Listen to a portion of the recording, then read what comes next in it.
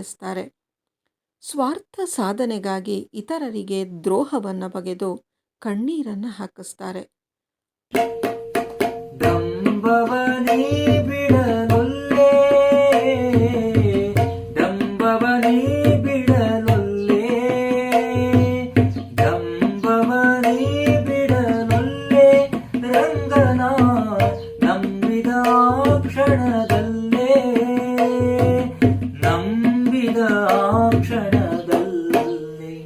ದೇವರು ಕೊಟ್ಟಾನು ಕೊಟ್ಟಾನು ಕೊಟ್ಟಾನು ರಂಗ ಕೊಟ್ಟಾನು ಕೊಟ್ಟಾನು ಕೊಟ್ಟಾನು.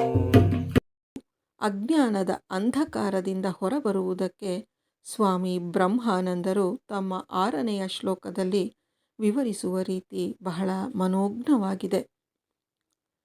ಸಕಲಮೇವ ಚಲಂ ಸಚರಾಚರಂ ಜಗದಿದಂ ಸುತರಾಂ ಧನಯೌವನಂ ಸಮವಲೋಕ್ಯ ವಿವೇಕದೃಶಾದೃತಂ ಭಜತರೇ ಮನುಜಾ ಕಮಲಾಪತಿಂ.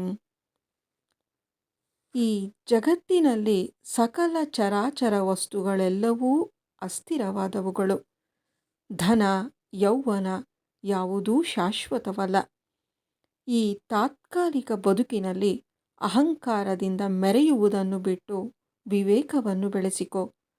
ಭಗವಂತನ ಕಡೆಗೆ ಮನವನ್ನು ಹೊರಳಿಸಿ ತ್ವರಿತವಾಗಿ ಕಮಲಾಪತಿಯಾದ ಶ್ರೀ ಹರಿಯನ್ನು ಭಜಿಸು ಹೇ ಮನುಜ.